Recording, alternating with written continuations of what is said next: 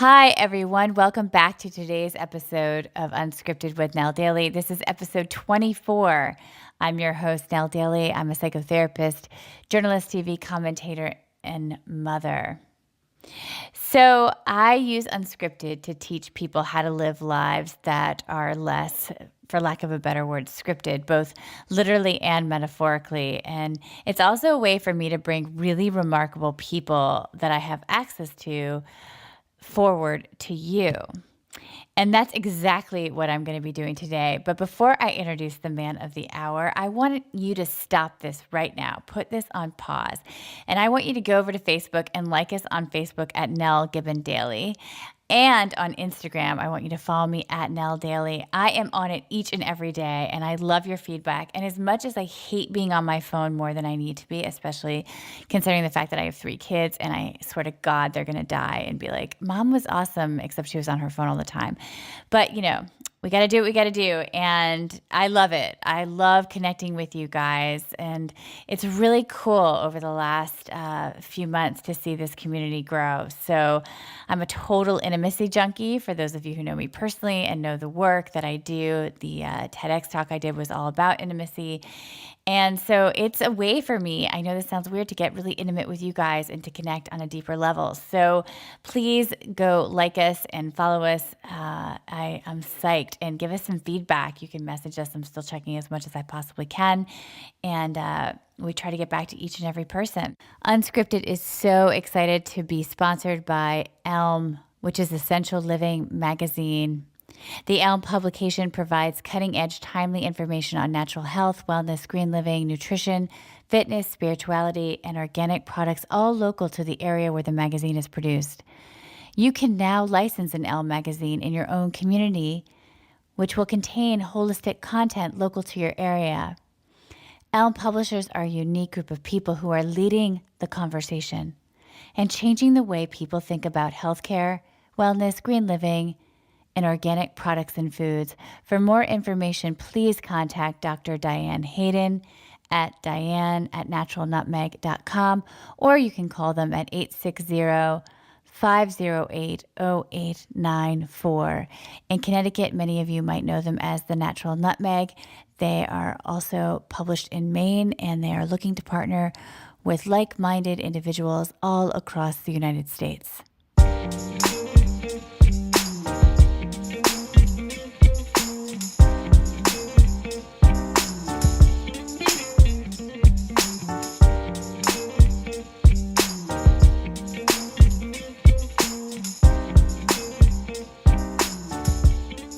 So, okay, today we have on a guy named Vincent Pugliese.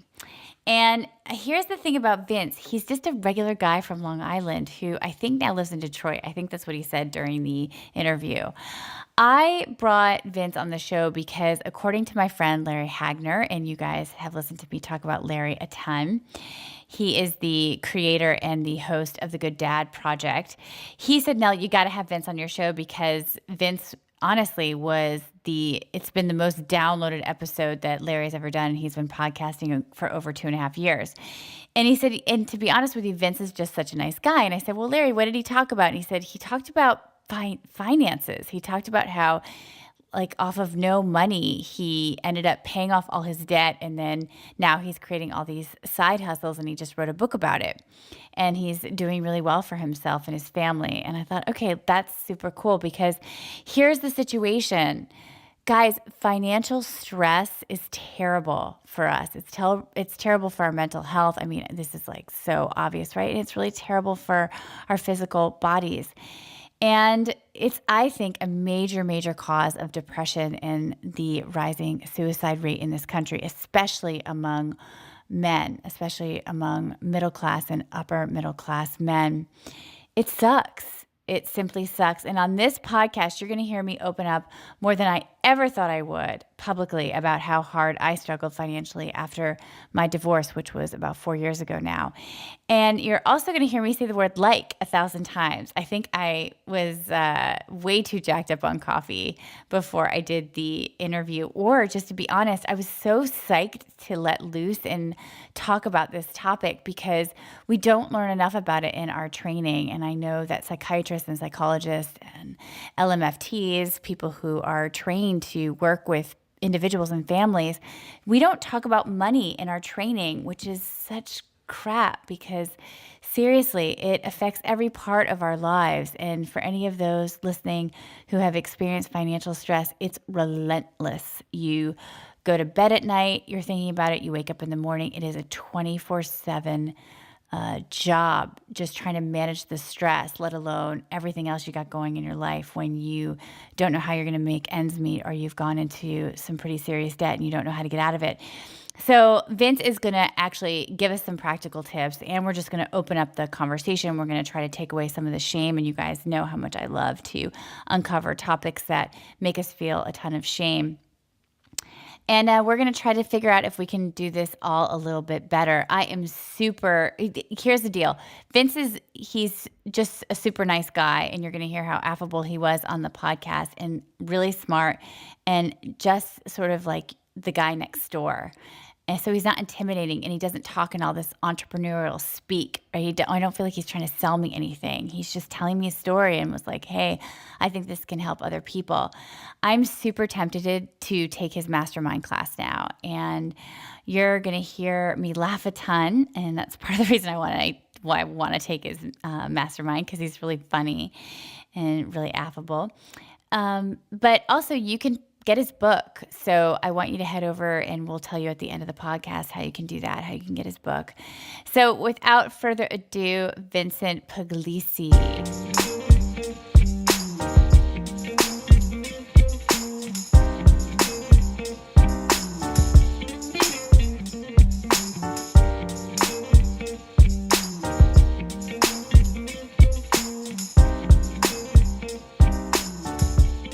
So today on Unscripted, I want to welcome Vincent Pugliese. Did I get it right? Good job. I got it right? That was as close as most people get it. That was wonderful. Oh, awesome. Okay, so Vincent, where am I talking to you from? Where are you located? I am just outside of Pittsburgh, Pennsylvania. Okay, Pittsburgh, Pennsylvania. And did you grow up in Pennsylvania? No, I grew up in New York. I'm born in Queens, New York. Lived in Long Island for my youth. No way. Yeah, caused a lot of trouble and had to get out. No, not that bad, but it was a rough, upbringing for me. I grew up in a good middle class neighborhood. Where in Queens? Where in Queens? Belrose, Queens is where I was born. And then moved to Long Island, moved to Roslyn, which was a great neighborhood. But I just kind of fell in with the wrong people. So did your parents make you get out? Did you have to get out for college? Were they like, you can't go to college on Long Island? You gotta leave? No. It was no. I actually stayed, and and we can get into this, but I was, I learned that I graduated high school on the day before graduation. Awesome. Yeah, it was. I remember coming outside to my friends, and they were sitting in the circle with a car. I'm like, I guess I'm going to graduate. I didn't know.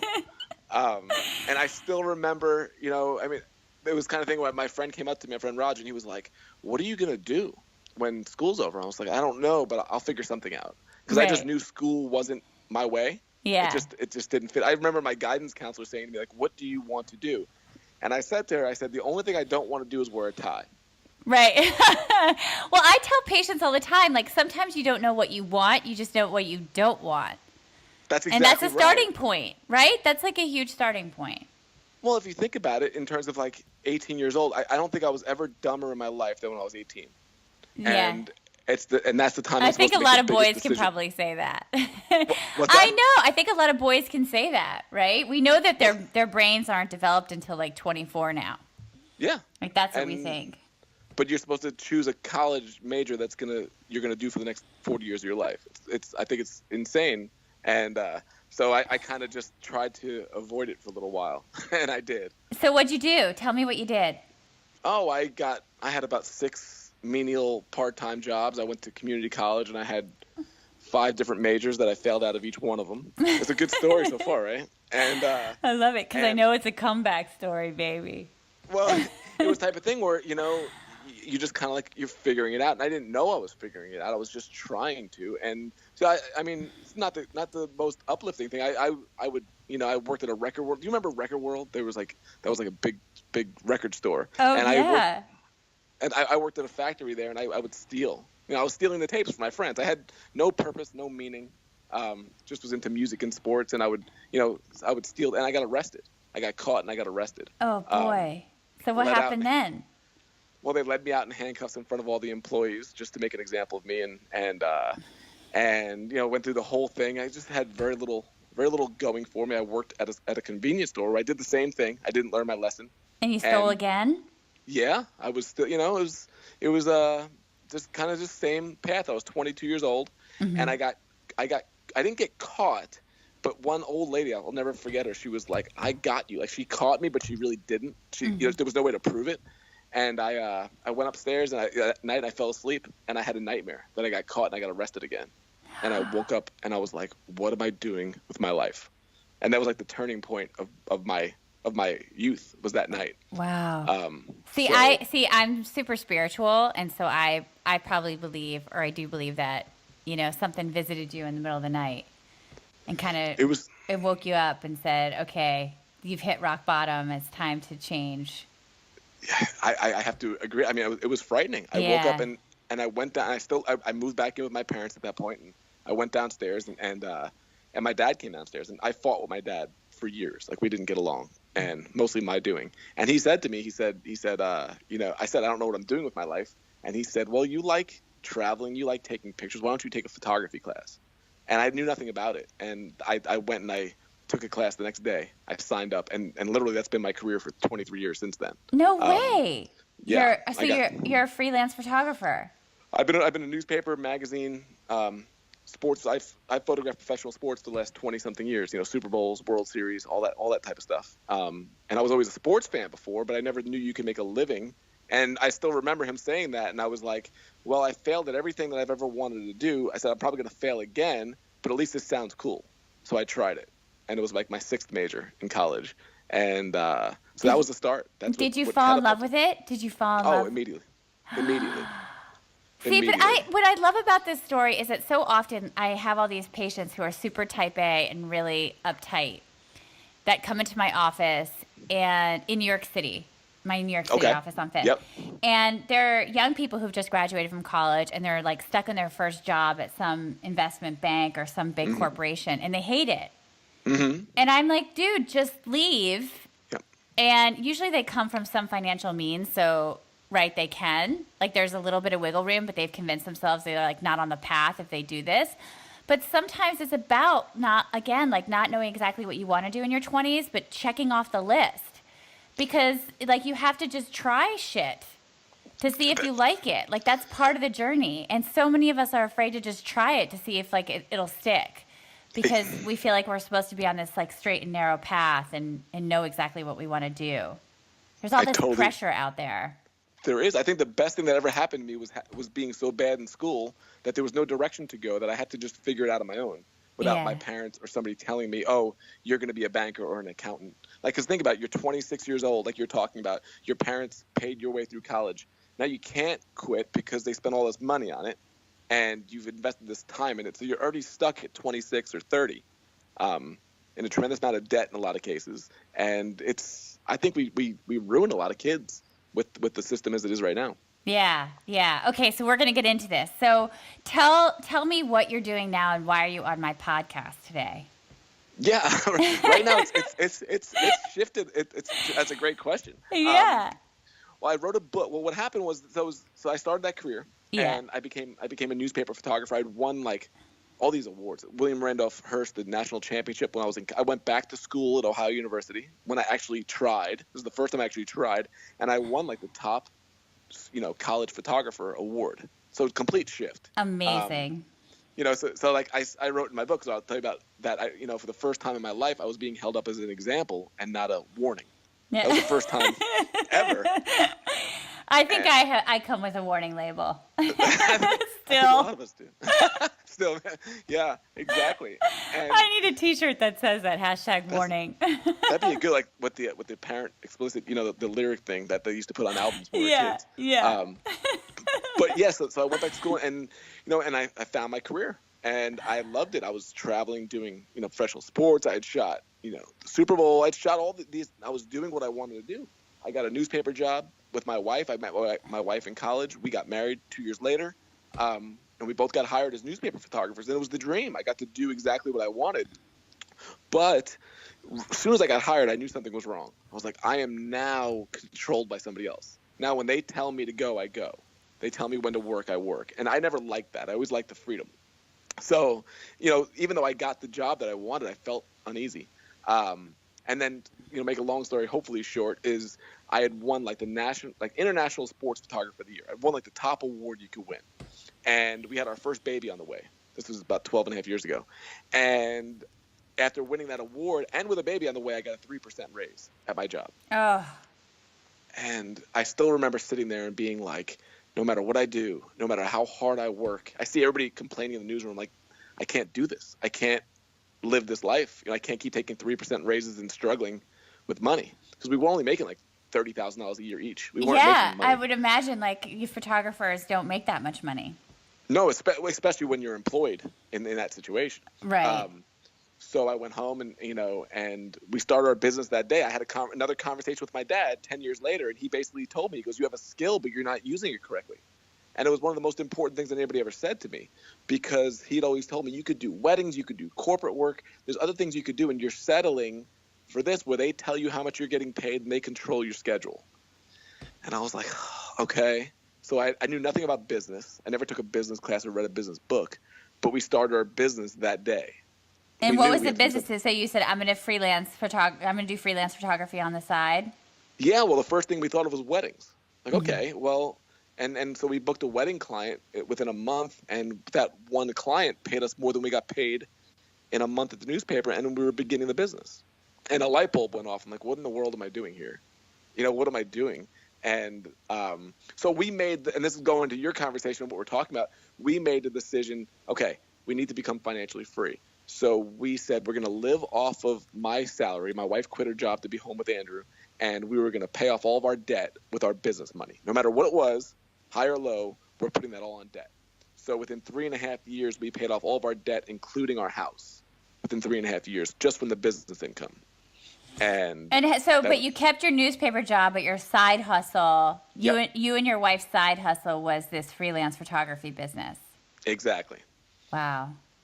Exactly. And so she was on board to help you. Like, it wasn't like you had it, because I think for a lot of us, like, the gift you were also given was this wife who had the same passion in the same field that you were in. Not at first. the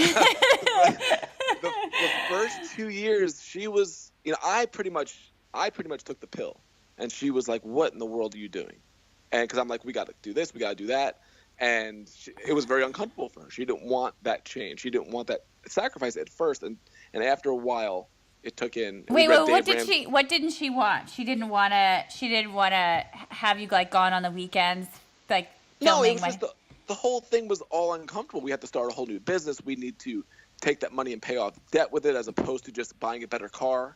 Right. Like I just knew if we sacrificed now, everything was going to be great later. And I had to convince her of that. That was my push towards it. Mm-hmm. She was just kind of trained like we all were to like, no, this is, you get married, you go into debt, you have student loans, you buy 2 new cars, you do all the stuff that everybody else is doing.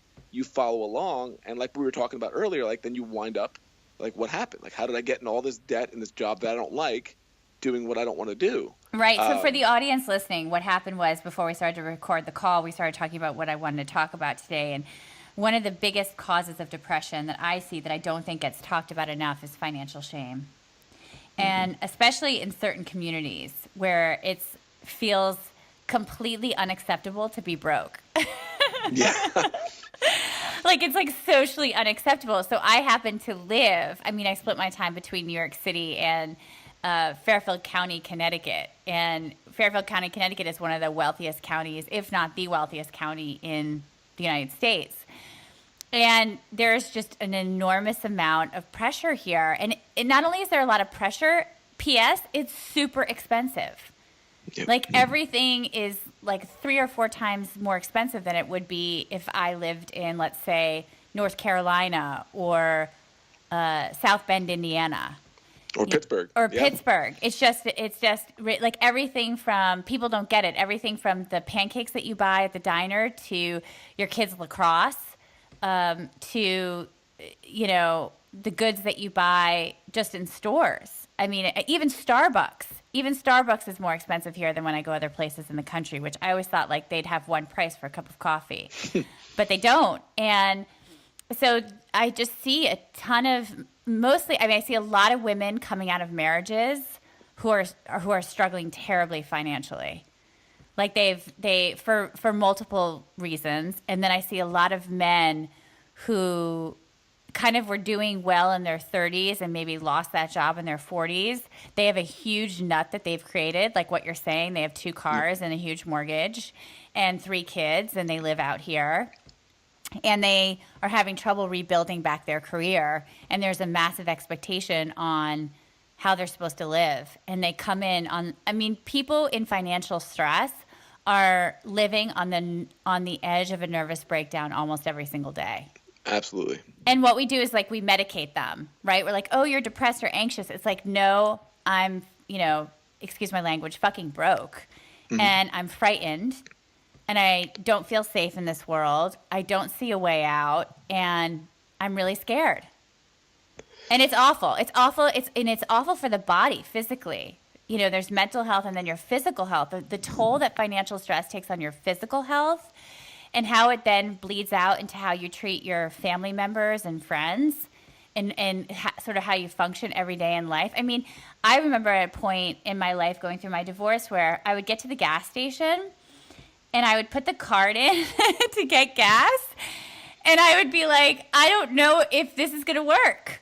Oh, man. And like I got little kids in the back of the car. And I'm not supposed to say that out loud because I have 2 master's degrees, one from an Ivy League university, and I live out in Fairfield, Connecticut. But then again, like half of my friends were in the same situation.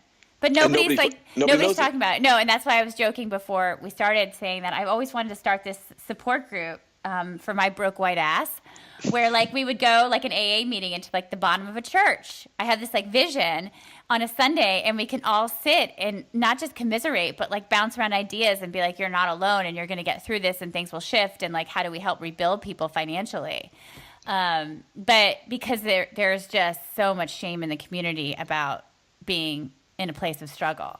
And that church would become packed because there's so many people that need it. Yeah, men and you know, the men live with a certain kind of shame. The women, it's like, oh, you know, a lot of us are like, oh, I've gotten divorced and this has sort of happened to me. But for the men, the women talk to each other about it, I think, a little bit more openly. The men, it's like they're not sitting at their country club telling the guy next to them that they're in like, you know, $500,000 worth of debt and they're barely covering their mortgage or they haven't paid their mortgage in 3 months. And again, I think this is a really serious issue, as though I'm trying to be light about it, because I think it's really contributing to the suicide rate in this country.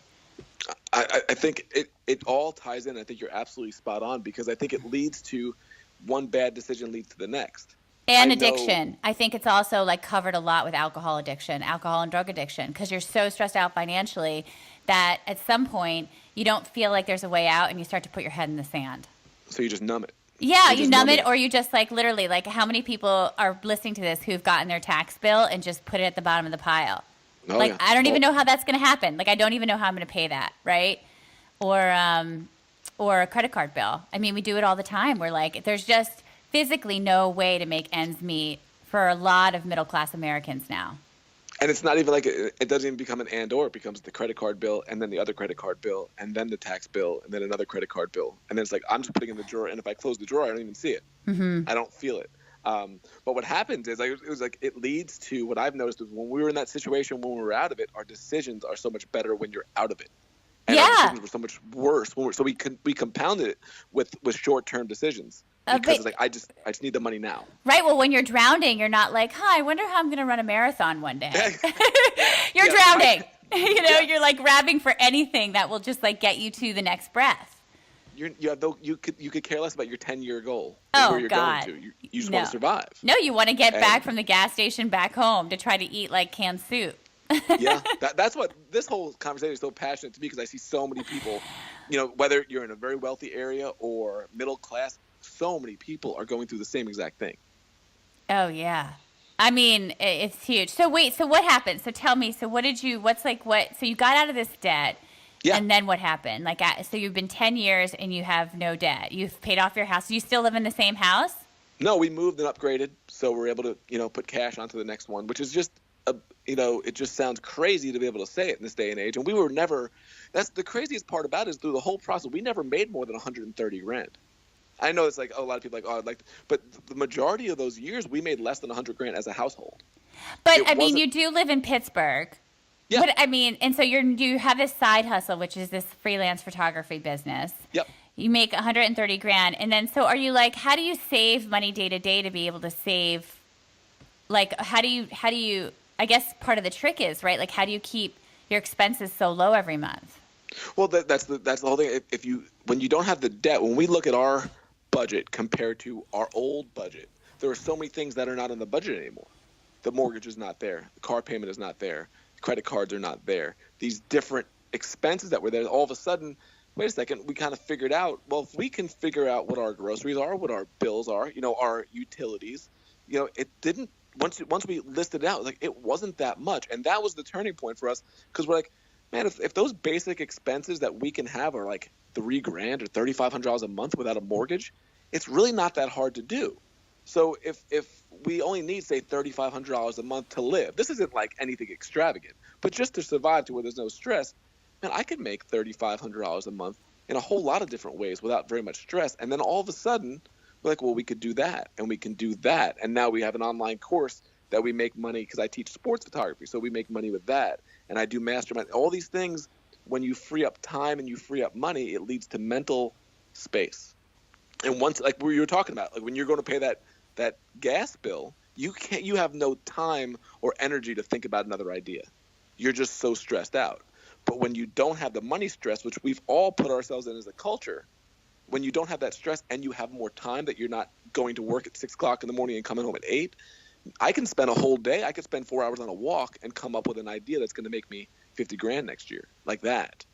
But Okay. I couldn't do that before. Okay, I totally agree. And not only that, I'm writing notes as you're talking to me. Not only that, but then you can actually maybe do shit you like to do. Yeah. Right? Which makes you have less depression. Which makes you happy. And anxiety. Because, I mean, part of it is financial stress. The reason why we are in jobs that we don't like is because we have so much financial stress. But it's that vicious cycle of like, yeah, and I hate my job. On top of it. And that causes like all this, what I call dysthymia, this like low grade level, like sinking, insidious depression that's really hard to lift. It's such a great topic for you to bring up, because if you think about it, you have all this debt, you have this degree that you should be doing well. You do have a good paying job, but you hate it. So I can't quit because I have all these bills, but I have to go to work every day with a job that I hate. All right. So step one then is, do you just have to like bite the bullet and like swallow the pill for 3 years, the bitter pill, and be like, I'm not going to go to Bloomingdale's for like 3 years and all my money is going to go to paying back debt? Like you just have to live in a place of deprivation, right? I don't like the word deprivation. I think that sounds so awful. It sounds like, a dark basement with one light hanging, but it's really not. I think it's more of a delayed gratification. I think it's a nicer way of saying it. I'm going to delay gratification for a while, because what we learned was this, which can be oddly gratifying. That's right. I mean, we all know, like, if we translate that to sex, that's like not that bad. Like delaying gratification in like any leads kind to more pleasure. It leads to more pleasure. Yeah. So that's what we learned, and that was the biggest thing, because we got made fun of like you wouldn't believe when we first started doing this. What are you going to live on rice and beans? Like, for a little while, yeah, we're going to. And then people are like, but you only live once. And I'm like, well, I want to live my entire. And I said this to him. I said I would, and it really was 1 year was the worst part of it. We did it for 3 years, but it was really 1 year. And I said to the people, I said, would you trade? You mean year one was the worst year? I think it was the second year we were into it when we really got into it and we really cut a lot of things to the bone. I think it was the second year that we did it, because we really started seeing momentum. We're like, okay. And what we learned was it wasn't that bad. It was less decisions we had to make. It was less things we were keeping, like you said, we weren't keeping up with people. We just kind of avoided it. And we're like, life got simple and it was really nice. So that's, even right now, we're like, we still like the simple life. We could do what we want to do, but we still like it simple because it just brought more complication into it.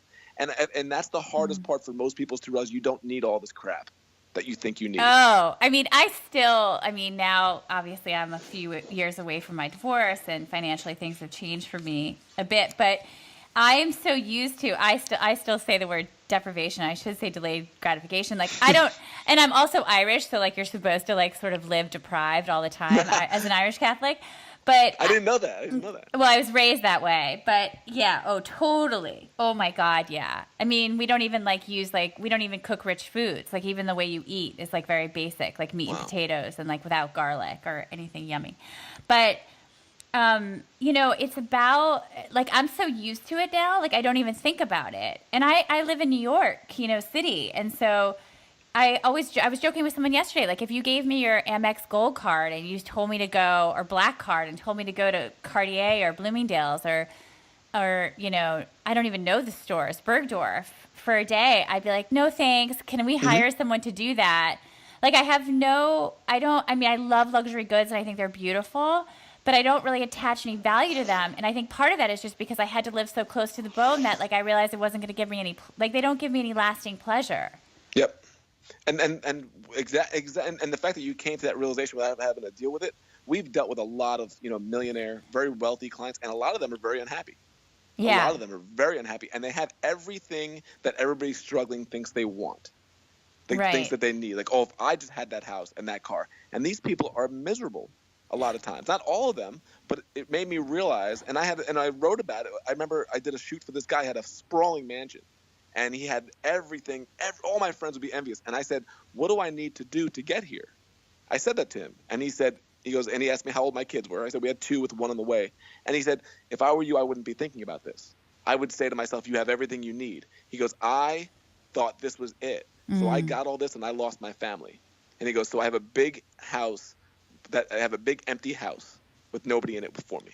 And it was like, it was numbing to me to hear that. He had everything that we thought we wanted, and he had given up his family for the time to make that money, and he lost his family. I mean, look, there's plenty of like super wealthy people who have the family too, right? Oh, yeah. Who have it also, Oh, yeah.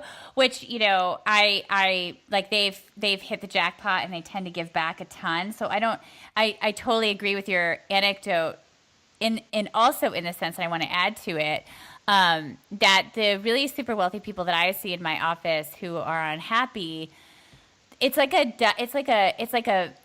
turning of the sword, because it's like, oh my God, I have everything that other people covet, and I've accomplished it, especially those who are self-made, and I've accomplished it, but like, now what? Now what? Where the rest of us are like, oh, well, this is just now. Yeah. Like, we don't hear like the dun-dun, it's like we didn't get that far down the line. We're sort of just like moving throughout our days, being like, I'm in the place of being, as opposed to like the end of the journey and going, oh God, this isn't, because our journey is different. Does that make sense? I know what I'm trying to articulate is weird. But. And I have a couple stories that go with it. Being a photographer, I get to be around some pretty cool people. And I remember photographing Deion Sanders, who used to be an NFL Pro Bowler, and John Mellencamp. Yeah. And I remember these 2 specific times we interviewed Mellencamp, and his album wasn't doing very well. And they said, don't you miss those days? And he said, dude, he goes, I've been to the top. There's nothing up there. So I'm cool. Oh, I love that. It's lonely, too. It's super lonely. So it's hard. It's actually harder, it sounds like. I don't envy. I mean, you want to keep getting better, but I don't envy that, because I've seen it. I remember Deion Sanders, his whole life was about winning the Super Bowl. And he won the Super Bowl. And he said, is this it? Is that night? I know. And he almost killed himself that offseason, because he put everything. There's nothing wrong with it, but he put everything on getting there, as opposed to, like you just said, the journey of it. Yeah, and then you get there and you're like, oh God. Yeah, That's well, it. they say, so all the studies that have been done, this is what's important for everyone to note listening. All the studies that have been done about happiness and financial health really, is that once you get to like a comfortable middle class, upper middle class existence, that no matter how much money you make on top of that doesn't exponentially grow your happiness. Yep. So I think that comes down to you need to feel safe, Mm-hmm. right? Like all beings in this world, I believe have the right to feel safe. Yeah. And part of that is wrapped up in finances and where we live and what it, and again, then everyone has to define what safe means to them and Exactly. how much money they need to feel safe. And I ask my patients that all the time. Like, what do you need? Like, what is the bottom line? Like, what's the one figure once you get there, you're going to feel safe. And then everything else is just frosting on the cake because it's not going to make you any happier. And then what they say, the number a couple years ago was 75,000. Well, I mean, I'm in New York, so most of them are like, well, if I have like 2 million in the bank and my practice is, it gets kind of crazy. But yeah, I mean, I think that's different for everybody. And I think that's why people need to talk about money more because, and I've said this on news programs before, everyone relates to the dollar differently psychologically. Mm-hmm. Right? So like my relationship to a dollar is different than your relationship to a dollar. Absolutely. And even though we think like a dollar is like a set amount, the value that we each of us place on that 100 pennies is different. There's no doubt. And like what you were saying in terms of that number, where it gets skewed is, say it's a certain amount of money before you're happy, but if you've dug such a big hole, that number is not going to make you happy because you need that money just to get out of the hole, let alone living.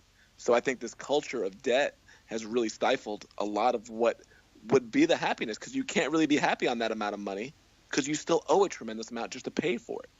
I think that's a big part of it. So tell me so we've established at this point that you have to like put on your big boy pants, right? And you have to just suck it up and live with delayed gratification for a little while to pay back your debt.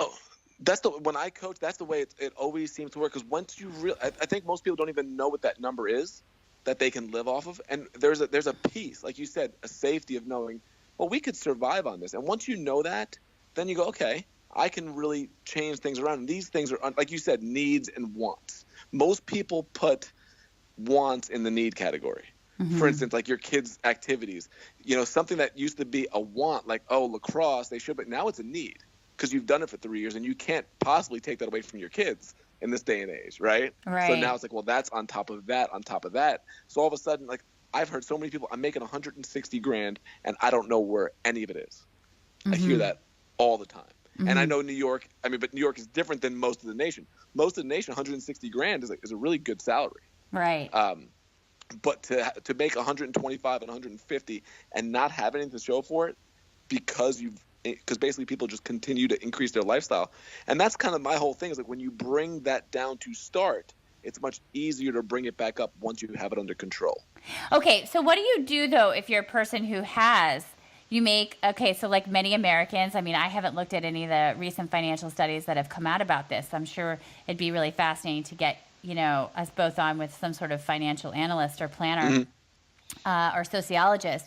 But if you imagine, I mean, you might even know the answer to this question. You have the average American, let's say, they make less than this, but let's say they make $150,000 a year, and they're in, let's say, $150,000 worth of debt.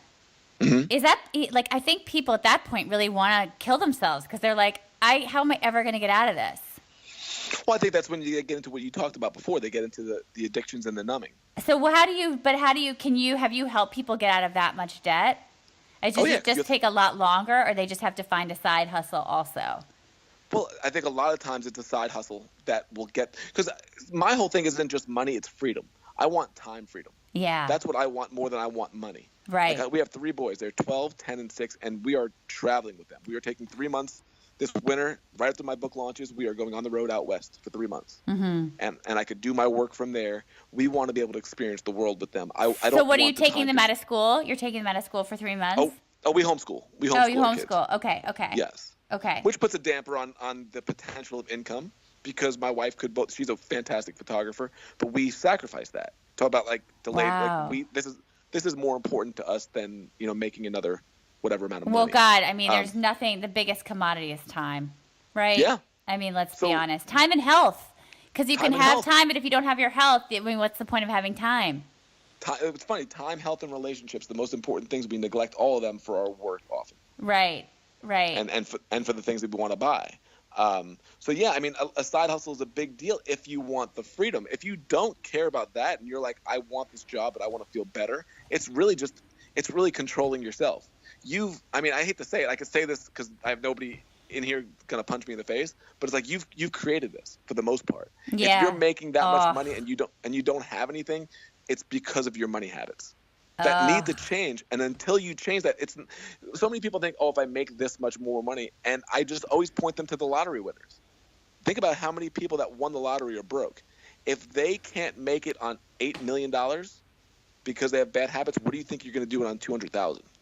Mm-hmm. Because they went broke on 8 million. It wasn't enough because they didn't have good habits. Mm-hmm. So, at 200,000, it's very easy to spend 240. Now, here's the question I have. I mean, I know nobody, people who aren't, oh my gosh. Okay, so I just went on the Disney cruise. I don't want to say anything bad about Disney because I think, there's amazing things that Disney does and everything. But I was shocked on the Disney cruise that so many people could afford to be on it. And they're on it, like, I'm just on one Disney cruise of like 5 that are probably happening around the world. And they launch there's like 3 or 4 cruises on each ship a week, depending on where you go. And then you go to the Disney park and you see all these people in there. But if the average American makes, let's say, again, $150,000 a year, how do they afford this? They don't. I was walking around going, how do people afford this? Like, I don't get it. Well, you said afford. They don't. The reality is they're on the cruise, but they can't afford to do it. Right. So they're either going further into debt or they haven't paid off certain debt to be able to pay for the vacation. So do you recommend to people, like, what are some of the biggest, this conversation is leading into, what are some of the biggest things you tell people to cut out of how they spend to help? I mean, I imagine, I always hear it's like you have to cut out your vacations. Well, because vacations are expensive. That's the whole thing. It's very, well, first of all, to go back to the average, and this is going to shock you, but the average American household income is $54,000 a year. Oh my God, I'm $100,000 off. Yeah, it's $54,000 a year. Oh, I'm embarrassed. So I'm embarrassed that I was $100,000 off. I'm a social worker. But Vincent? you live in but you live in New York. No, but I knew that. But it's like I can't. That makes me sick. Because they got to be giving government support on $54,000. You take out taxes of $54,000 a year, you're living below the poverty line. That's the average income. So what they do with it. But I know people that make that are happy. Now that's stunning to some people. Like, how in the world can they be happy? Because they don't associate their worth with it. Not that I'm saying that's what you should live, but here's the deal. If you can live off of that while not giving up very much of your time, what we do, like you said, the most important thing that we have is our time. We give up 220 days of our life to make $60,000. That's not really a good trade, right? So what I had to learn through this process is to figure out other sources of income where I don't have to trade my time for money. And that was the mental space that came from freeing up this debt. If it's just about paying off debt, it's kind of boring. Like, great, I don't have debt, I do have debt. But when I try to convince people, when you free up your time, then you have the ability to do these things. That all of a sudden you have 6, 7, 8 streams of income coming in now. Instead of one, where if you're making $150,000 and you're $500,000 in debt and they fire you, now you're really screwed. So the more important thing, it's not getting out of debt, but it's getting control of your money so you can free up your time. Right. Well, you're thinking macro picture as opposed to the micro picture. Yeah, but it's hard to say when you are trying to pay for gas and don't have the money. Right. Okay, so going back to the practical, like the steps. Yeah. So step 1, delayed gratification, basically, and then you have to cut out. I guess the first thing you do is try to cut out major expenses, right? Try to lower your monthly nugget. Yeah, because exactly. Because we've been sold a bill of goods. The average car payment is $507 over 72 months. Now that's insane. but most people don't think it's insane. I think that's mine. I'm so, like, I think I pay $480, but if I don't pay it on time, it's like $508. But it's so normal. It's like you see, that's the average. And it's not even a BMW. It's a Jeep Wrangler. 15 years ago, 20 years ago, a $500 car payment you would have been driving, some luxury. Now it's just normal. And the terms are going longer. So then people trade them in, and then they have to roll over the money. It's such a vicious cycle that we've gotten ourselves into a culture, and it's not even weird anymore. Because if you go out to dinner with your friends tonight, everybody's going to say the same thing. Mine's $460. Mine's $520. Yes. Normal. Yes. So to go to pay that off, we were the weird ones trying to get our money together because nobody was doing it. So there's the car payment. There is the student loans that people just kind of accept. Ugh. They don't, right? Yeah. They don't even try to attack it. So it's just like, well, I have to, if you think about it, I have to pay for groceries. I got to pay my student loan. I got to pay for this. It's like, there's not even like, wait, why do I even have, I'm 45 years old and I still have student loans. Like nobody questions that. When I took out my student loan to get my second master's degree, I was at NYU, and the girl, when I was signing off on the loan paper, I didn't want to take it. And they actually, I think, I don't know if I can say this publicly, but got into a bit of trouble because they were like pushing loans on students. Mm-hmm. But I said, I think I'm going to be paying off this loan while I'm still paying, like while I start paying for my future kids' education. Mm-hmm. And she was like, oh, yeah, definitely. Oh, definitely. I was like, okay. Yeah. But she was like, take the extra money and like buy an apartment. Like it's like no money. Right? It's like really free money because it's only like 2% interest, whatever it was. And you multiply you and that conversation by a million and millions, and now you see what our country's gotten into. It's terrible. And the reason why I love this conversation is because I just want to bring some type of eye-opening awareness that should not be normal. Well, and this is going to come to a mass. Something's going to give. There's going to be it is. There's a massive breaking point happening, right? I mean, you must see it. Oh, of course, and you see it, and everybody's. I mean, what's the latest news now? And I have no idea what the motive was, but I don't know when this is going to air. But there was just that shooting in Vegas, and everybody's like this problem or that problem, and maybe it's just people are just completely starting to become stressed out by all this stuff. Because our grandparents had big problems, but they didn't have these problems. They did with what they can do. They didn't have hundreds of thousands of dollars of debt hanging over their head on top of their mortgage. It's going to lead to mental and physical issues that we haven't seen before if this continues. It's interesting you say that because I walked into a cafe in my hometown today, and everyone knows I do the podcast and what I do for a living, that I comment on mental health issues on, Fox and CNN and stuff like that. And the woman behind the counter said, Nell, why do you think this happened? And I said, I can't say. He has from what I understand about the story, he has no criminal record. Mm-hmm. But the reality is that our minds are fragile. And under stress, people decompensate. And when they decompensate that badly, there's something really systemic going on. Yeah. It's really systemic. I mean, who knows why? I mean, we can never answer that question, but this is happening way too often in our society, and not when it's simply terror. And I don't want to say simply, but not when it's just terror related.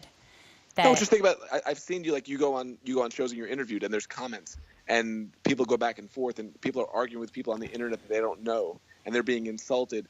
And people insult back, and they don't feel it because they just type something. But these people hear it, and they think about it, and it probably I would imagine the depression that comes from that type of conversation continually eats away. I don't know, but it's different than it was in terms of people just seem more stressed to me, just in general. And I'm not sure if it's money, all this type of stuff, but like the reason why we're talking right now, I think it really is. I think it's alarming. A massive financial pressure that people are under. Yeah, and the student debt crisis is going to actually become a massive crisis, I think, in our country. Just like the mortgage crisis. Well, you said the next thing. I think you're absolutely right. I think that's the next big thing.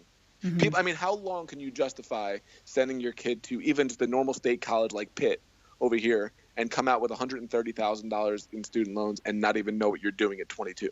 But How also, long can that? but the jobs don't pay back the price of the education. Like, No. we're not saying anything novel here, but like where I went to college, the average job that you get coming out of that school is a quarter of what it costs to go there, or half of what it costs to go there for an entire year. Like, Yeah. you can't pay it back. Like, the jobs and the trajectory, like the cap on those jobs isn't as high as it used to be either. And the really crazy thing about that is nobody's talking about that. And the point is, these jobs are not going to pay. But at the same time, self-employment, and that's why the side hustle is a big deal to me, because when you study it, self-employed people, they are 20% of the population, yet they are 75% of the millionaires in the country. Yes, I just told my mom this. But nobody in school Because she's teaches. a baby boomer, and all the time she's like, can't you just get a real regular job? And I'm like, Yep. Mom, that's not a way to build wealth. No. Your time and your money, you don't own anything. And that's the whole thing. So you are going to school to be taught to be an employee. I mean, if you follow Seth Godin, he talks about this all the time. You're being trained from the age of 6 to 22 to follow orders, to when the bell rings, you move, right? And then at 22 years old, we're saying, now go do something. And these kids are like, I don't know what to do. I've been told what to do. Tell me where to go. Mm-hmm. And it's like, nobody's been trained to think for themselves. They've put themselves in this tremendous amount of debt, and they need somebody else to employ them. I'm generalizing, but this is for the most part how we're trained. It's part of the reason why we homeschool, because I want them to start making their own decisions. I want them to lead. Mm-hmm.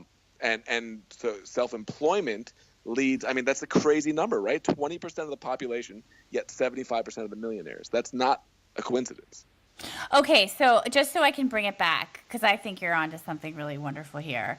What is your book? Tell me the name of your book, and tell me like the first couple of steps, just to give a teaser as to what I can expect if I open that book and listen to your story.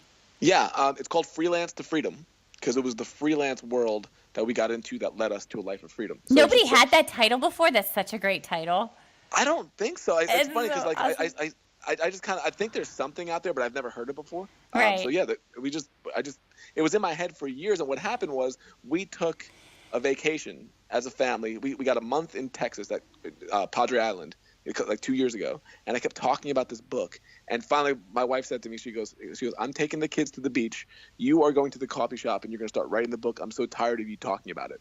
And I was like, okay, all right, I'll start writing the book, right? So I started writing the book, and it just was our story, kind of like a little bit of what I told you, but everything intertwined. And what I basically came up to after I wrote our part of the story, which is the first half, is like the 5 phases that we had to go through to get there. And phase 1, it's escaping the seeds of discontent, which is exactly what we're talking about. 80% of the workforce hates their job, but they're in debt, they're out of shape, they're stressed, they're tired. That's what we find most of the people that come to me. That's what they're dealing with. But they're making good money a lot of times. So I kind of walk through the 5 phases, which is that. And then the phase 2 is the side hustle, which we were talking about, which to me, self-employment is the key to getting out of it.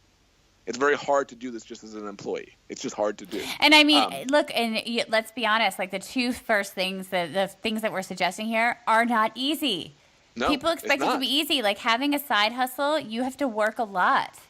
It is not easy. And I think so many, to the women listening to this program, there's so many single moms out there, and single moms are at massive risk for being living under the poverty line, which really frightens me, because how many children that are living under the poverty line in this country and going to bed hungry, which, keeps me up at night. And how do you find the time for the side hustle when you're already so exhausted from working a 40-hour week? And people ask me how I do it all the time. And there were a few years there where just as much as I couldn't spend any money, like my friends would be like, come out to dinner with me tonight. And I'd be like, no, I can't. Well, I didn't take any vacations. I didn't go out to dinner. I didn't buy anything. Marshall's was like my best friend. And I went into Marshall's like twice a year. So you did this. Oh my God. But see, I have to be honest with you. It wasn't even like, I didn't even really have a choice. Right? Well, you did. You did, because you could have done what everybody else did and just went further in debt. Yeah, but you can't, because your credit card hits a limit. Well, that's good. Where are you going to get the money? There was where could I go for more money? Like, you sell your ring, you sell everything. And I was willing to do it because I also wasn't, and this was sort of stubborn of me, I didn't want to take a job I didn't love. Like my Good. time was too precious and my purpose on this earth was I needed to help people. I still needed to do what I do for a living. See, you should And have wrote my book. I didn't need, you could have wrote this book. oh my God, I've been there. No, I told you my broke ass. Like I needed the support group. But I just learned how to live with very, very little. And I put myself in a situation where I didn't have a mortgage to pay because I moved back in with my mom and my 3 kids because that was more valuable to me Yep. than living in the city. And I knew I could become financially secure that way. And raise my kids in a great community. And there were some sacrifices to it. It's not like sexy, right? But I knew my mom could help me with the kids. But it made me feel, I knew I could keep down the path of being passionate about doing what I do and keep exploring that. And that was more important to me. It kind of is sexy because I think the best stories from my book and from my life came from the hardest times. Oh, yeah. Yeah. You know, like right now, like with my career, like when I snuck into games to shoot them at the beginning of my career, those stories are so much better than me walking into the Super Bowl with a press pass. Yes. So, okay, I'm in. But I had a story where when I was first started shooting, I wanted to go shoot a Giants game. They were playing the Cowboys back when the Cowboys were like the big thing in the 90s. And I had no money. I couldn't buy a ticket, but so I got there so early that I saw all the employees from the Giant Stadium walking in, and I just kind of walked in with them. And I went to a bathroom, and I sat in the bathroom stall at Giant Stadium for 4 hours, waiting for them to open the door so I could actually go into the crowd. I love that. Well, I think what we're saying here too is that it's not when you're going through really hard times, it's like no one feels like they can talk about it. Like it's much easier to talk about and make fun of it or laugh about it on the other side. When you're in it, you just feel shame and like scared and you're hungry and cold, and feel very alone. But I also love it when you have people like I think I can only, I can partly speak for myself here is that people generally have a perception of who I am. Mm-hmm. Right? Like of where I grew up and what I must have been given or how much money I must have. And so when they hear my story, they're like, wait, you? And I was like, hell yeah. Like, I've been there, So, sorry, go that's ahead. why I encourage everybody to write this stuff when they're going through it. Mm-hmm. My story, because now, like, as things get better and better for us, we get those comments like, oh, must be nice. Oh, I'd love to be able to do that. And that's why I wanted to write this book, because I'm like, we were making $32,000 a year with a baby on the way, making $15 an hour, and we did these things to get there. So when people read it, they go, oh, okay. And then I realize I'm not alone. All these successful people that you hear about, for the most part, they didn't start with millionaire parents. All these people started the same way you and I did, struggling and getting out of it. And it's very inspirational to people. So the people that are going through it right now, I encourage them, write these stories down. At least take notes on it. Because one day when you get there, people are going to want to know how you did it. And they're not going to want to know, oh, you're just a multimillionaire. That's boring. Because it is kind of boring at that point. And you know what? The reality is that when I had these really dark moments, I just kept thinking about some entrepreneur sitting somewhere in the United States in someone's garage, probably their parents, like I was, eating a bowl of cereal, and that's like dinner for the 5th, night that week. And they're just trying to make their dream happen. Yep. Like in my darkest moments, I was like, you know what? I'm sticking to something really core about who I am. And if I have to eat cereal to do it and not get my hair done, that's fine. Like that's more important to me.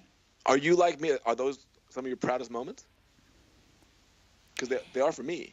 Yeah, I mean, I look, I'd much rather sit at a dinner table next to the person who's really lived and is interesting and dynamic than someone who has been afraid to. Yeah. But I mean, it took a toll. Yeah. I'm not going to lie and be like, oh, because it can seem kind of like slightly like, like cliche or sort of like sexy cliche to be like that struggling entrepreneur. But it, like when you're going through it, I've had some really dark moments where I would, be driving around town and I'd have to pull into a parking lot and cry my eyes out and like do everything I possibly could not to go home and get on monster.com and find like a quote unquote real job. Yeah. I mean, because I wanted the safety and I wanted the security. So that's why, like, I think in an ideal situation, you have that that job, and then you have a side hustle. Like I always just had the side hustle. You never had that thing to lean back on. No, no one's ever given me a paycheck. Like I never took a maternity leave. I worked through all of my pregnancies. I was back in the office a week later, sitting on like a donut, like sometimes nursing a baby in front of a patient. Like no one's ever paid for my health insurance but me. I mean, I've been self-employed my whole life, so I've definitely have had moments where I'm like, God, that must feel so good to like check in at a job and have somebody else pay you a paycheck. But at the same time, when you tell those stories about those that you just mentioned a couple of minutes ago, if those were your podcast episode titles, I would be more inclined to listen to those than some dinner with that where it's really comfortable. Yeah. I would love to, because I think some people are struggling and they want to know how you got out of it. They don't, when I remember hearing Tony Robbins, and I love him, but he's like, when I was broke, so when I had a kid, I made $38,000 a year, and I promised myself I wouldn't be broke with a kid, so the next year I made $1 million. I'm like, well, that's wonderful, but I want to know how you went from 38 there. I'm not interested as much in the million and beyond as it is, how do I get out of this? Yeah, so of course. I wanted to hear more of the $38,000 stories, like when you're talking about, because that's where a lot of people are, and they want inspiration to get out of that. So I just find your story incredibly inspirational. Oh, you're sweet. Well, I mean, here's the thing, though. There were a lot of dark nights with the soul, and I'm not. This is where I'm not going to lie. It's not easy all the time to deprive yourself and to be the person on the block who is not going to take a vacation or not going to go to that reunion because you can't afford it. You can't even afford the plane ticket to get there. Yeah. And I, again, have 3 kids, and I didn't get any alimony or child support, so it was on me. But I think also it was I'm not going to lie, that it's been a massive amount of work. Like, you've got to cut back. That's why I was annoyed by, I shouldn't say this, but when I hear all these, look, I believe in sleep. Like, I'm in mental health. Sleep is crucial to our health. I believe in that. But I had to lose a lot of sleep. Like, the reality is that, like, I had to cut back and, like, learn how to, like, live off of 5 hours of sleep because there's just not enough hours in the day between being a mom and working and then trying to, like, actually make money and create ways to make more money. Oh, without a doubt. You have to put in the work. The plan, the ideal situation would be like, you got to go through it, but have a plan. In 3 years, I want to be here. Because you can't perpetually do that. No, you break. You break down. Yeah. But if for 2 years, this is going to be hard. Yeah. But I'll tell you, in 2 years, we're going on that vacation. We're going to be in this situation. We're not going to have these things hanging over our head anymore, and the future's getting brighter. But we're going to sacrifice for a period of time. That's the key. When people go, I can't do this forever. Like nobody said to. But you do this for this period of time till you get here, and it really does get easier with each step. The beginning is the hardest. We need to co-write a book together called 2 for 20.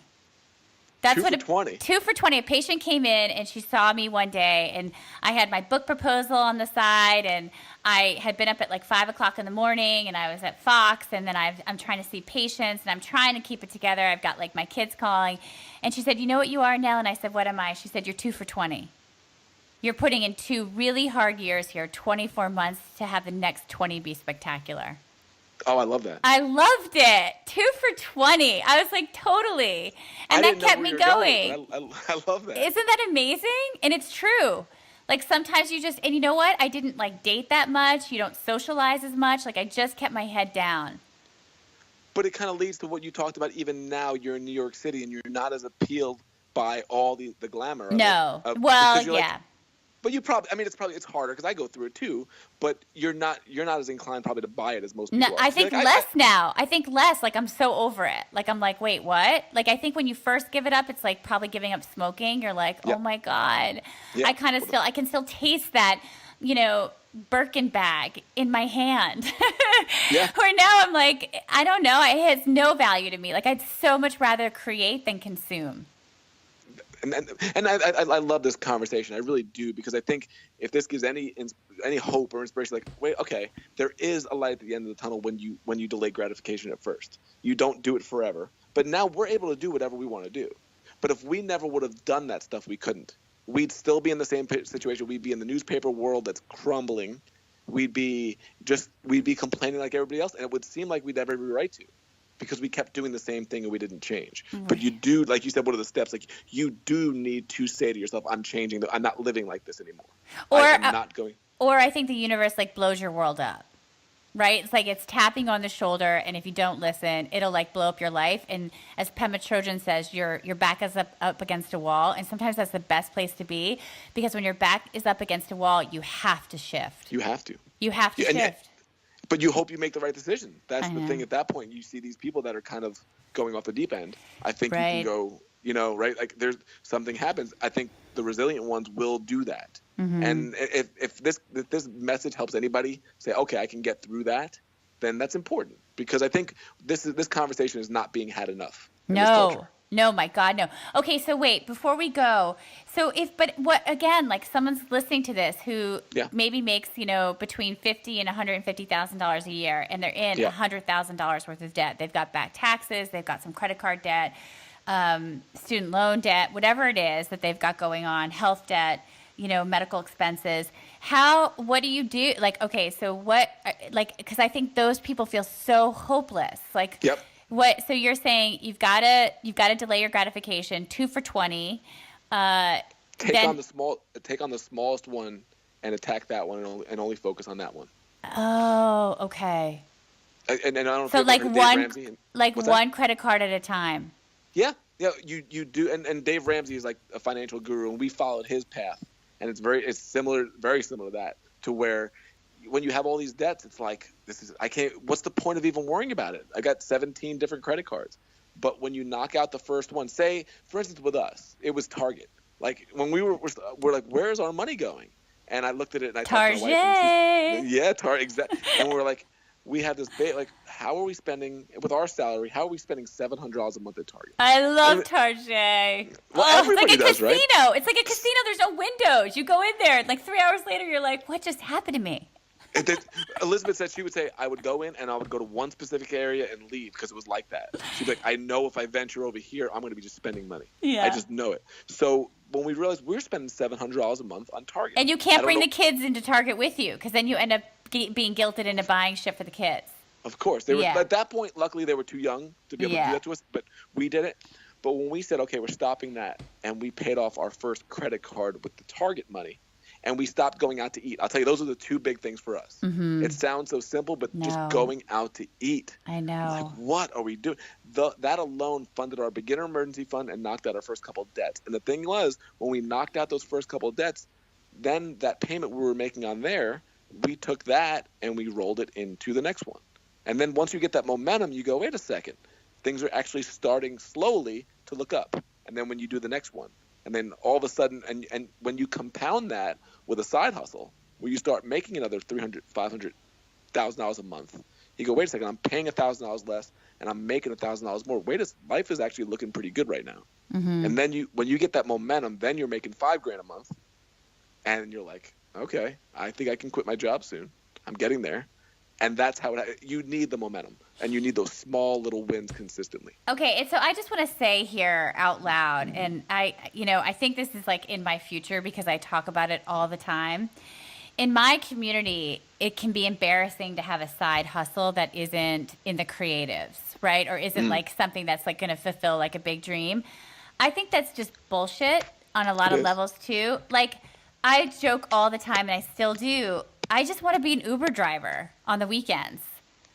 Because I love talking to people, or I want to be like a waitress. Like, oh, you want a Coke? I can get you a Coke. Like, it just seems simple and easy and like a great way to make cash. But in my community, if I told my friends I was an Uber driver or a waitress, I know I would have gotten flack. And I'm sorry. I did those jobs when I was 16, and I keep getting drawn to this idea of being an Uber driver, because I just think it's like, God, my mom could watch the kids at night when my kids are asleep, and I could like drive Uber.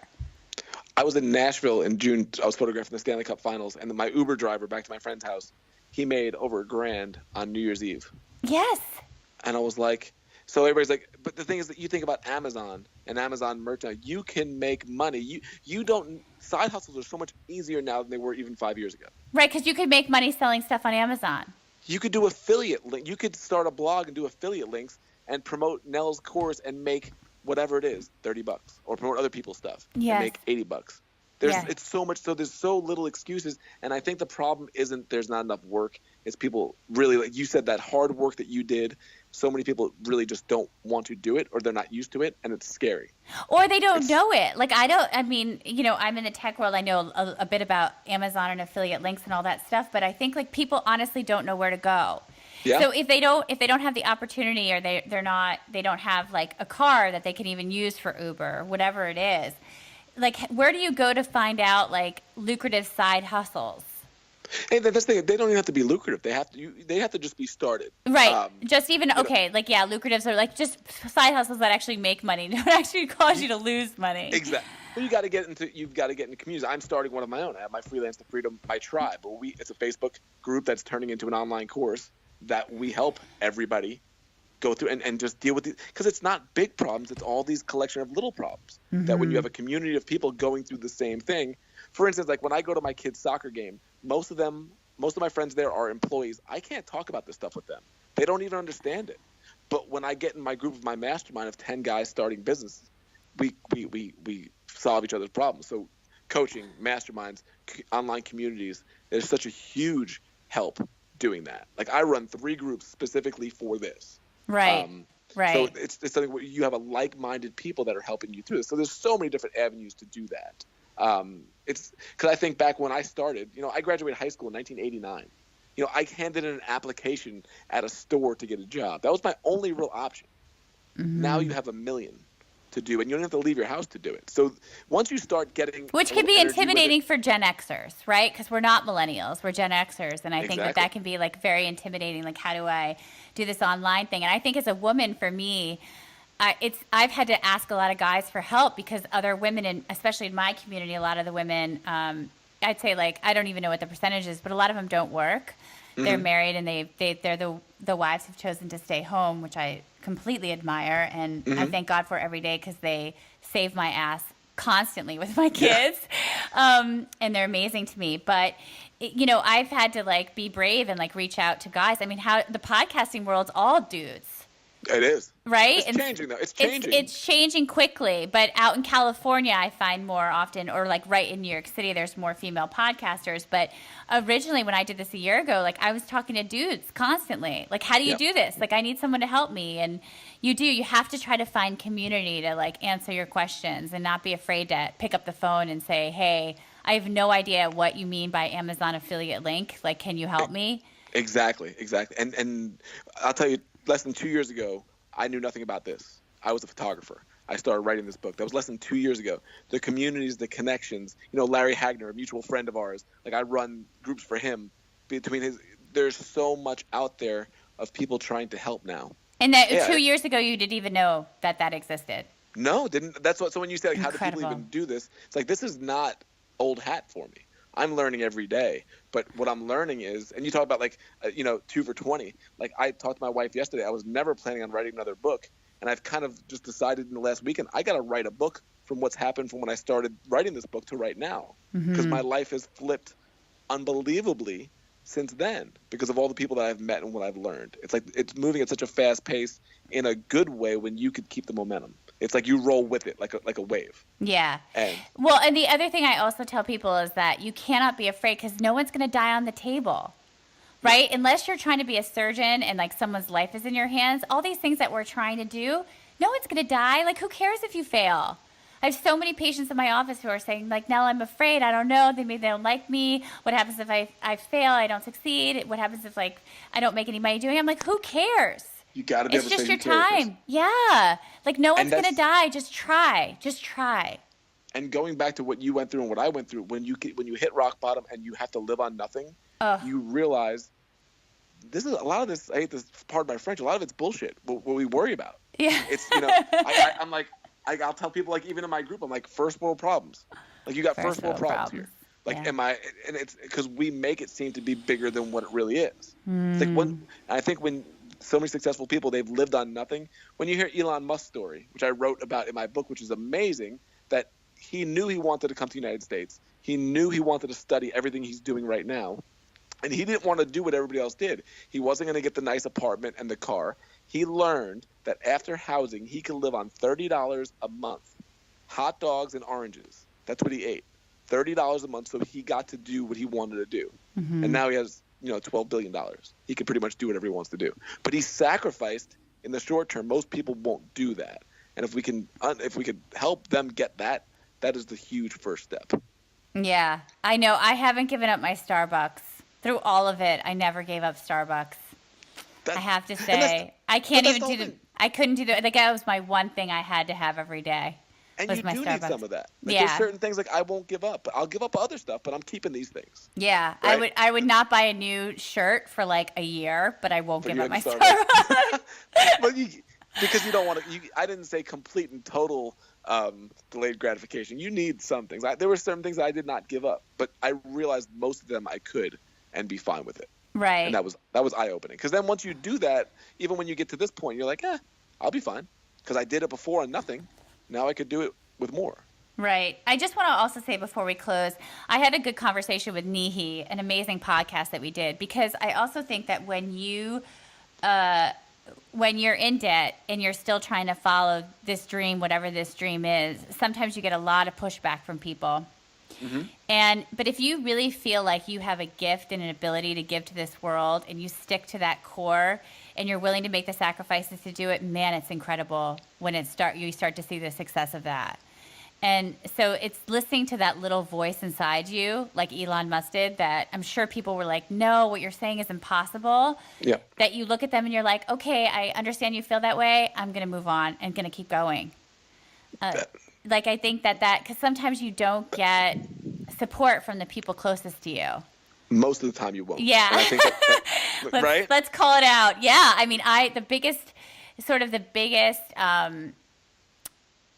the biggest pushback I got over the last 3 or 4 years of my life trying to do what I do is from family members. Well, for sure.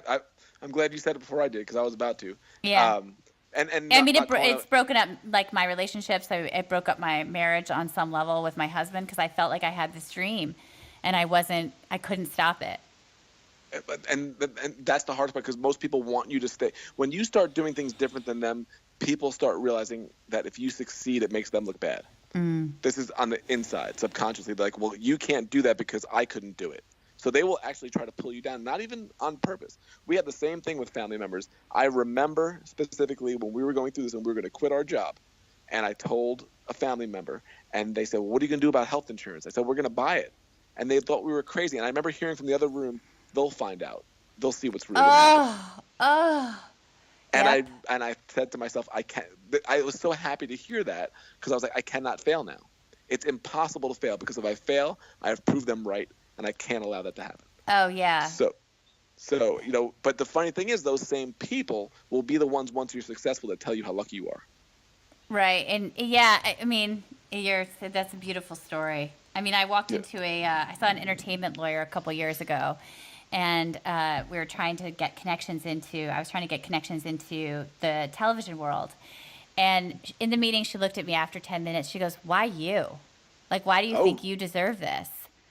And it stunned me. Like, I sat there and I looked down at the table and the view of Manhattan was incredible. And I thought, yeah, why me? And I walked out, and somebody I was with pushed me up against the back of the elevator and said, whenever anyone asks you that question again, you look at them straight in the face and you say, why not me? I love it. Yeah, yes. And that was a real changing point in my life because I let that anger and the person in the elevator's belief in me carry me through some really dark times where you start to question, like, yeah, I'm not good enough. Imposter syndrome, right? I'm never going to make this happen. I'm crazy. I'm being told I'm crazy. And you just keep going. And it honestly never ends. I've had this recently. I've had it happen because you keep doing it. When I'll tell you, I know we got to go. But when I first started in sports photography, I didn't even have a camera yet. And my mother's friend, her husband was a photographer at a portrait studio. His partner was there. So I went to go talk to him to ask him advice. And he told me, don't do it. He goes, everybody wants to be a sports photographer. It's impossible to do. Your best bet is forget that dream and open up a studio or do studio photography like I do. And I remember walking out and I put a finger up to him. I didn't tell you which one it was when I was walking out of the store through the window. I was like, screw that. I'm like, and I had no clue, but he couldn't do it. So he thought I couldn't do it. Yeah. So honestly, for the first 5 years of my career, I thought of his face. I hate to say it, but I thought of him. Yeah. I was like, and you let it motivate you. yeah. Eventually, I kind of I felt bad because I know he wanted to do it. He even said it, but he just couldn't do it. Yeah. He didn't. I don't know what it was. But I was like, I'm not going to let you stop me. What we're talking about there is grit, right? Like you gotta find your grit. You gotta dig deep and find your grit. Absolutely, it's such a huge part of it. It's not going to be given to you. It's not going to be easy at the beginning, but it's so worth it. You're amazing. So Vincent, tell me, how can people find your book? How can they find you? How can they find your book? Let us know. My website, it's not easy. It's my first name, my name, VincentPugliese.com. I can send you a link if you want to. It's on Amazon. Anywhere you can buy books is Freelance to Freedom. And we have the Freelance to Freedom Tribe on Facebook if anybody wants to be a part of it and have these conversations. And also, can I do a giveaway? Can I do something for a download? Absolutely, yeah. Well, here's the funniest part of it all, and I didn't even realize until we talked about it. I was making $32,000 a year at the newspaper, and so I was a sports photographer. I was, paid for what my time was. And a year ago, I met a guy that does online courses, and we met, and we kind of came to this conclusion: I should do a sports photography course for his school. He has a photo school, so we wrote this course, and same information, same knowledge. And we put it out to a different audience, not newspapers. We put it out to parents to take better pictures. It made $32,000 in a day. No. In one day, it made $32,000. And that day, I was kind of like, what? It's the same exact thing. So I wrote down, so how big was the guy's list? How many people did it go out to? I'm trying to think what it was. It was a good sized list. 10,000 people? It was more than that. And then, and then, was this a national photography school or just a local photography school? No, his name's Kyle Schultz. It's Schultz Photo School. He's in Springfield, Illinois. I'm sorry. And we just met at a mastermind. This goes back to all the stuff we're talking about, getting into communities. We were in a mastermind with a guy named Aaron Walker, and we met there. And he told his story. I told mine, and I looked at him and I said, I have an idea, and he said yes. And I said, you don't even know what I'm going to say. And he goes, go ahead and tell me. And I said, I should do a sports photo course for your school, because he's not a sports photographer, but I know parents need this. He goes, that's exactly what I was thinking. Let's do it. 2 months later, we were writing the course. 4 months later, it launched. And it's launching again this week for the fall course. But that's the whole thing. That's how everything turns around. So I did a download that I give away where it is basically how I went from 32,000 in a year to 32,000 in a day. And it's the top 10 tips that I learned in the process. So if anybody wants that. Yeah, how do you get the download? I will send you the link if you want to have it for your people to download. Now, let me ask you a quick question about this online course, okay? So we can take the mystery out of it, because everyone is going, no way. How much did it cost you to produce the course? Did you film it? Yeah. I mean, it was your time. But did you film it yourself and edit it yourself? No, we had a videographer. We hired a videographer, which was part of the cost that came out of it. Right. But once that's done, it's done. We could sell this forever now. Right. Yeah. So how much did it cost you to produce the class? Total cost, if I remember correctly, was around $8,000. I think. Mm-hmm. $8,000 to $10,000 maybe total. And you made $32,000 in a day. It brought in $32,000 the first day. And and he just runs a photography school, but it's not like a university. It's like it's like a photography school in Missouri. No, it's all online. It's all online. It's all online. Wow. And what it is, it's so many photographers teach other photographers. Yes. Well, this is for parents. This is not for people looking to be photographers. Yeah. So the target audience is a whole lot different and a whole lot bigger. It's very smart. It's very well done. But the course is fantastic. I can send you a link to that if anybody wants to look at that too. Yeah, I'm sure. I'm sure. Well, this is it's funny because I love Pema. I mentioned her already on the interview today. And she launched a course for Udemy, which is a online educational technology company. And she has sold 18,000 of these classes where she gives a lecture about, this is kind of on the spiritual side of things. That's what she does. She's a Buddhist. Wow. And I did the math. And if that course sells for $25, now I know the price ranges because there's you can get Groupons and deals to take classes on Udemy, but that's $450,000.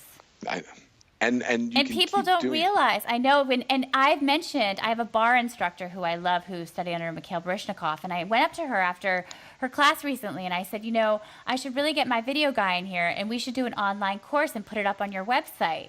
Because her classes are filled and she's amazing. She's a person's energy you need to be around.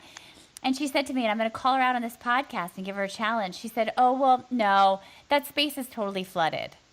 Mm. And I went, "It's not No. flooded with you." Yeah, exactly. The whole thing is so eye-opening. I talk about it in my book is like Your Acres of Diamonds. It's a book from Russell Cromwell from years ago. And basically how we're all standing on our own acres of diamonds. Like what you think is ordinary to you is extraordinary to other people. Like I had people all the time saying, how do you take these pictures at these games? Like, I'm a sideline for the Steelers games. And people are like, and I never thought about it. Like, I don't want to teach anybody one-on-one. I don't want to do that. But I never thought I can write a course. We can record it. We can put it out there. And then when I'm sleeping, it makes money. And I'm like, okay. And like, guess what, Vince? Was it fun?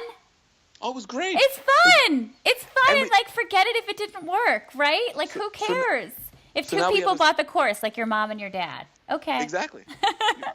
But you learn from it. And now we have this online community within there that we get to help people. We get these incredible testimonials. Makes you feel good. Like you talk about doing work that you enjoy doing. Yeah. So what you get to do is you start doing this stuff. This whole freelance to freedom thing is you get to eliminate the things you don't want to do. And you have the freedom to just do the things that you do want to do. So every year we eliminate things from our business that we don't want to do just because we don't want to do it. Right. But 20 years ago we couldn't have done that.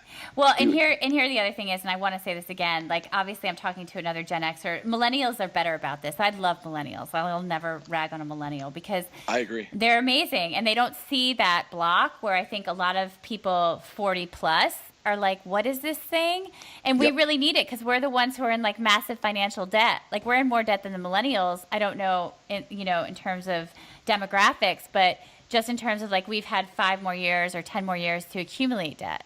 Oh, 15 and more kids, right? My 12-year-old is in better financial shape than most adults, and he only has a couple $100. Yeah, I know. He doesn't have any debt. I know. I Right? know, yeah. But anyway, Vince, you were amazing. So where do we go again? Just say the website one more time. VincentPugliese.com. I'm going to set up a link to give to you to share with everybody. Okay, great. It'll give them links to everything. So, all right. Thank you so much. Vincent, I could talk to you forever. Thank you so much for being on Unscripted today. It was such a ball. Such a pleasure. Thank you so much. All right, cool. Peace out. You too.